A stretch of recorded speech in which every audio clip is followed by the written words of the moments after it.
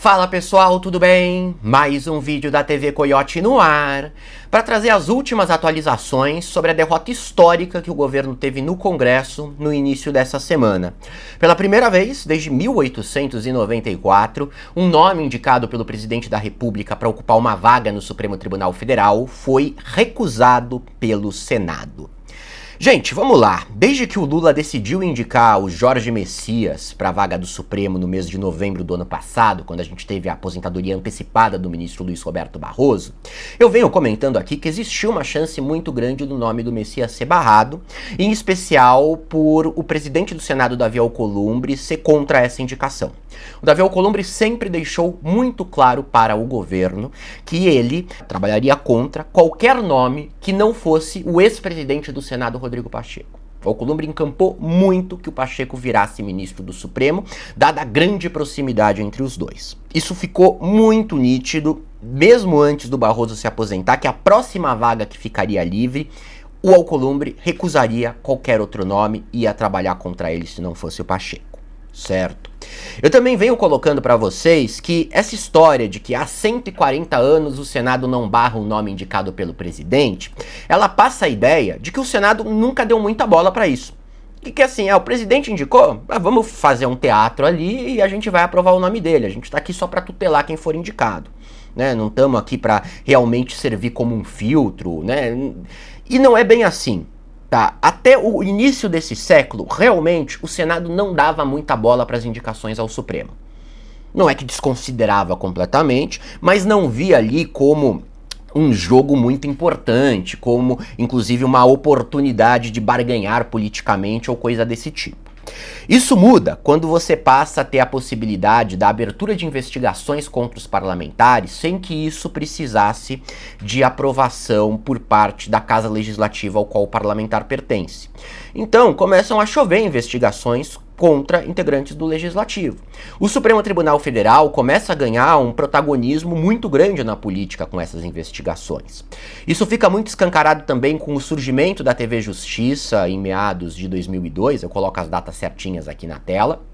E aí tem o caso do mensalão e tudo isso, e aí o Senado começa a olhar com calma, isso aí, esse cara que vai ocupar a vaga no Supremo, ele pode ser um problema, ou ele pode ser bom para mim depois. Não vamos passar qualquer um. E aí o que começa a acontecer é o seguinte, os presidentes de lá pra cá, e coloca Lula, coloca Dilma, coloca Temer, coloca Bolsonaro, sempre antes de jogar o nome para ser aprovado pelo Senado para o Supremo, passaram a tentar entender qual era a chance desse nome realmente passar. E em várias ocasiões, o Senado deu sinal vermelho, falou, cara, Lula, por exemplo, se indicar essa pessoa, a gente não vai aprovar, escolhe outro. Então o Lula nem indicava o cara. Ia lá e pegava outro que sabia que tinha uma chance de aprovação muito alta ou tinha certeza que seria aprovado. Então é isso que fez com que durante 140 anos, mais de 140 anos, a gente não tivesse uma situação como essa do início dessa semana. O Senado realmente não dava bola para isso, quando passou a dar, em razão de uma série de acontecimentos, de TV Justiça, até mudança de regra para abertura de investigação de parlamentares, passou a servir de filtro antecipado, né? O Senado passou a servir para não fazer alguém virar ministro, só que antes do próprio presidente indicar, porque o presidente não queria passar pelo risco da derrota. Este caso do Messias foi diferente, e isso está claro desde o começo, porque o Lula resolveu comprar uma briga. O Lula teve o seguinte entendimento dessa situação e nunca escondeu. Calma, indicar alguém ao Supremo é uma prerrogativa minha de presidente, assim como o Senado tem a prerrogativa de barrar. Agora, o Senado não tem o direito de escolher quem eu vou indicar. Eles podem negar que eu vou indicar, mas escolher? Não querer que eu indique alguém? A irritação do Lula, ela se deu na seguinte toada. Tudo bem, gente, eu sei, o Senado, ele sempre serve de filtro e já me fez, inclusive, não indicar determinadas pessoas porque eu sabia que elas seriam barradas. Só que dessa vez, o que quer a casa, em especial o seu presidente Davi Alcolumbre, não é o poder de veto, não é dizer, não indica esse cara que a gente barra.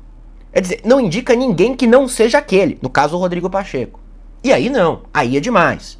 Aí ceder seria abrir mão de uma prerrogativa minha de presidente. E isso poderia abrir um precedente bastante delicado. tá? A irritação do Lula com o fato deles escolherem o Pacheco e não só, tipo, não queremos o Messias, mas veja outro aí, foi o que levou a toda essa situação. Foi uma escolha política que o Lula fez. Tá? E eu, muito crítico da articulação política desse governo em vários momentos, nesse caso em particular, não considero que o que ocorreu foi um erro de cálculo. Foi uma decisão. Tava no cálculo a possibilidade do Messias ser barrado. Tava no cálculo. A questão é, melhor correr o risco dele ser barrado do que permitir que Davi Alcolumbre e outros tentem escolher exatamente quem vai entrar na corte. Mesmo que não fosse um nome que o Lula tivesse tanta resistência, o caso do Rodrigo Pacheco. Não era. Tanto que o Lula quer até hoje que o Pacheco seja candidato ao governo de Minas Gerais. Isso pesou, inclusive, para que ele batesse o pé no chão e não indicasse ele propriamente. Certo? Então, o que teve... Você pode discordar das intenções do Lula com isso, mas tudo foi pensado. Foi pensado. Não foi, não acho que o Messias passa. Não, sabia que podia não passar. Tava muito óbvio que podia não passar.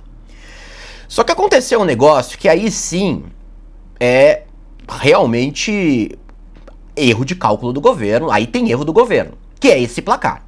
Gente, foram 42 votos contrários e 34 favoráveis. A tendência é que se o Messias fosse recusado, fosse um placar muito mais apertado.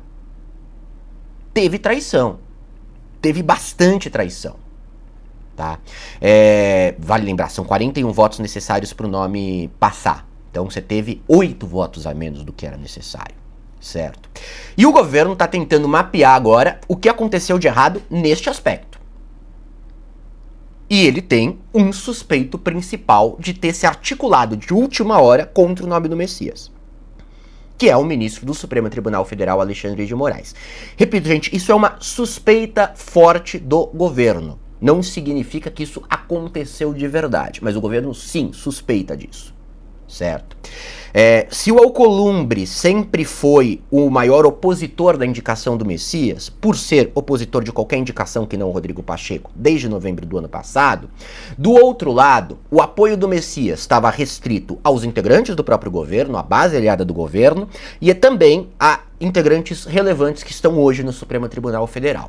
Gilmar Mendes, Cristiano Zanin, Alexandre de Moraes, sim, ele, André Mendonça e Cássio Nunes Marques eram defensores árduos da indicação do Jorge Messias e se articularam em nome da aprovação do nome dele. Esses todos também nunca viram com resistência a possibilidade do Rodrigo Pacheco ser indicado. Mas a partir do momento que o Lula escolheu o Messias, eles trabalharam em favor do nome dele. Inclusive elogiando o Messias publicamente nas mais variadas ocasiões. Gilmar Mendes, Moraes e Zanin, isso era até previsível, né, pelo grau de distanciamento deles dos Bolsonaros, da família Bolsonaro, dos bolsonaristas como um todo, né, e por consequência um trânsito maior com o Lula. André Mendonça e Cássio Nunes Marques surpreendeu muito. O que se coloca é o seguinte, não, André Mendonça encampou a candidatura do Jorge Messias porque ele é evangélico. Como Messias, ele queria mais um evangélico na corte. Eu acho que sim, isso pode ter um peso considerável. Não acho que seja só isso. Eu imagino que existam outros fatores que a gente não conhece para o André Mendonça defender tanto o nome do Messias. Porque ele foi o que mais trabalhou em nome do Messias ao longo dos últimos meses. Não acho que seja só questão religiosa. Eu acho que existem outros elementos que a gente não conhece. Mas aí é um achismo meu. Mas para deixar claro, só porque é evangélico, eu realmente tenho minhas dúvidas. O Cássio Nunes Marques entra ao lado do Mendonça nesse jogo como um apoio ao seu colega mais próximo na corte. Os dois ficaram por muito tempo isolados lá no STF, contra todos os outros. Então, o Cássio foi em solidariedade ao Mendonça e embarcou nessa também. Não sei também se foi só por solidariedade ao Mendonça ou porque também, de alguma forma, existiu uma vontade pessoal do Cássio que fosse o Messias. Então, as coisas ao longo dos últimos meses correram dessa forma, tá? Esses ministros favoráveis junto ao governo e do outro lado, o Alcolumbre trabalhando contra, com o apoio também da família Bolsonaro, tá? Só não mais, assim, com onipresente o discurso anti-Messias no Senado, porque o Mendonça conseguiu convencer parte da bancada evangélica, pelo menos não ir contra o Messias, certo? E o que o governo está achando é o seguinte, não, se só fosse só o Alcolumbre contra, podia até ser que o nome fosse barrado. Mas não seria por 42 votos a 34. Seria um placar muito mais apertado. Aí passam a falar, não, então talvez o Moraes tenha se unido contra o Jorge Messias, tenha se unido ao Alcolumbre. Essa tese que, para quem tá de fora, parece absurda, ela faz muito sentido. Faz bastante sentido. Tá, a gente precisa considerar alguns fatores. Primeira coisa, o Moraes e o Alcolumbre sempre foram muito próximos. Há vários e vários anos eles são figuras bastante próximas, tá? Eles têm uma boa relação, vários momentos em que o Alcolumbre se demonstrou resistente a, por exemplo, pautar o impeachment de um ministro do Supremo, ou então uma PEC de anistia, se deu em razão do trânsito que ele tem com o Moraes. Então, existe um canal de diálogo, para dizer o mínimo, entre os dois, para não dizer que eles chegam a ser até mesmo um pouco amigos. Outro ponto importante, desses ministros todos que defendiam o nome do Messias, que eu citei para vocês, o que defendia com menos força era o Moraes. Porque o Moraes também sempre teve um trato muito bom com o Pacheco. Tá? Esse canal do Moraes com o Alcolumbre, ele sempre se deu em paralelo com uma proximidade com o Pacheco no momento em que o Pacheco era presidente do Supremo Tribunal Federal e o Alcolumbre estava como presidente da Comissão de Constituição e Justiça. Foi um momento de muitas conversas e encontros entre os três. Então, se o Lula tivesse escolhido o Pacheco, o Moraes teria encampado a candidatura dele também, fortemente. Então já coloca, então tá, ele já não fazia questão do Messias, é próximo do Alcolumbre. Aí se soma um outro fator, que é o fato novo que nós tivemos ao longo dos últimos meses, que é o caso Banco Master. O caso Banco Master foi tomando uma proporção gigantesca e uma das principais pessoas que passou a ter problemas com o caso Master foi o Alexandre de Moraes, que virou alvo em todos os lugares por causa do contrato da sua esposa, um contrato de cento e tantos milhões de reais com o banco, também conversas que ele tinha com o Vorcar, aquela coisa toda que vocês já sabem bem. Tá, o Moraes, ele nunca escondeu e sempre deixou vazar para a imprensa, nunca também negou qualquer nota dessas que se espalhou por aí, que se sentiu em algum grau abandonado pelo governo. Esperava por parte do Lula, tudo, uma defesa pública dele, ou uma defesa contundente da corte, mas que indiretamente seria uma defesa dele. Então, isso já criou uma ranhura numa relação que estava se dando de forma muito boa desde 2022, quando o Lula ganha as eleições, certo? O André Mendonça encampou muito forte a candidatura do Messias, muito forte, ele trabalhou muito pelo nome do Messias.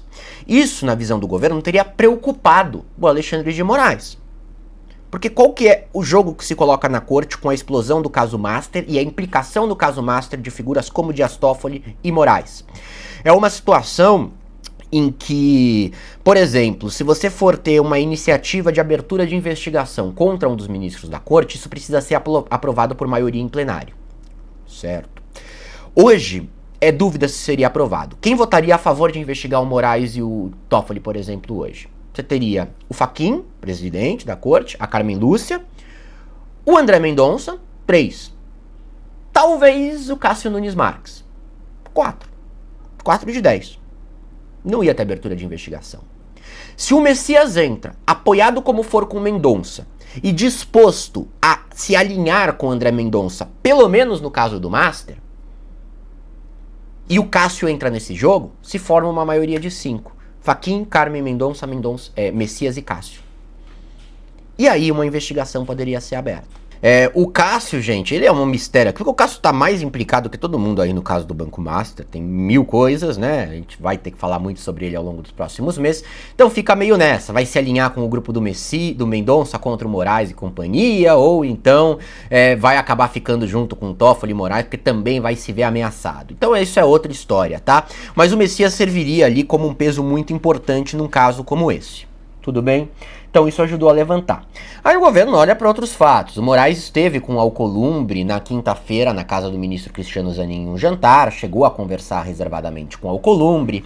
Na terça, dia 28, na véspera da sabatina, quinta-feira anterior, tá? Mas na terça agora, na véspera da sabatina, ele convidou o Alcolumbre para um jantar na sua casa, assim como várias outras pessoas, mas também chegou a conversar reservadamente com ele, levantou essa suspeita muito forte, certo, gente? O que vale colocar uma coisa aqui, muita gente vai colocar, é fofoca. É, gente, é fofoca política mesmo. A política, ela também é permeada por fofocas. O governo tem essa suspeita e essa suspeita é uma fofoca. E essa suspeita tem um peso na forma como os acontecimentos vão se dar daqui em diante. Em especial no que diz respeito à relação Alexandre de Moraes, Supremo Tribunal Federal e governo Lula. E falando em fofoca política, outra pessoa que levanta suspeita em alguns integrantes do governo com relação a um eventual papel para esse placar arrasador contra a indicação do nome do Messias, diz respeito aí ao líder do governo no Senado, Jacques Wagner, né, gente?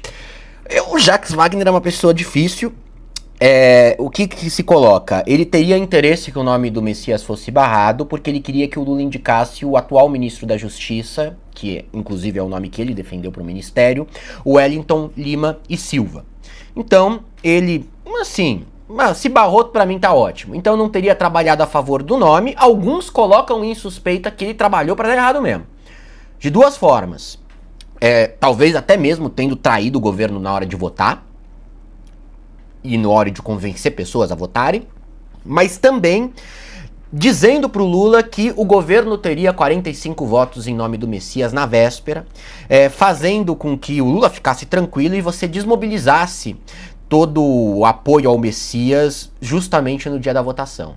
Se tá meio seguro, não precisa de uma mobilização tão grande assim e tudo mais. Tá? O que muita gente coloca é o Wagner das duas uma, ou foi tremendamente incompetente, ou foi de picaretagem, foi traíra mesmo, tá?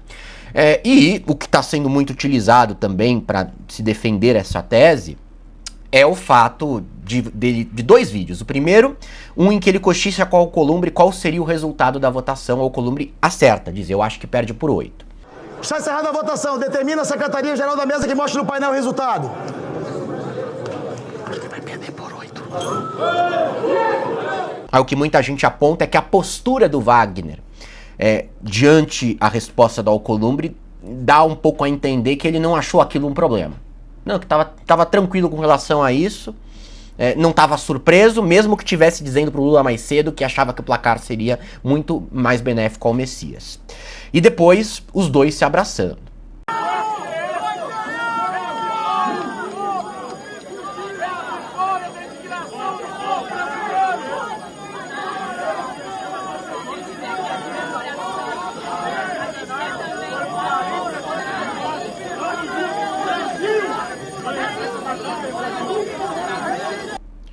Gente, se o Wagner não fez nada de errado no sentido de trair o governo, isso é um insulto por si só. Faz parte do jogo conversar com o opositor, inclusive depois de uma derrota cachapante, mas tem uma postura que é claramente desrespeitosa. Claramente desrespeitosa. Assim, e o Wagner, ele tem experiência política o suficiente para saber disso. Chama muita atenção ele fazer isso publicamente. Podia dar um abraço escondido, pelo menos, se for o caso. Mas é isso que vem sendo colocado, gente. E essas discussões, essas fofocas, elas vão protagonizar bastante a próxima semana. Essa discussão vai ainda durar bastante, pode ter um peso nas próximas atitudes por parte do governo e também por parte de tantos outros aí que estão nesse jogo. Certo? Eu trago atualizações para vocês a qualquer momento. Grande abraço a todos e até a próxima.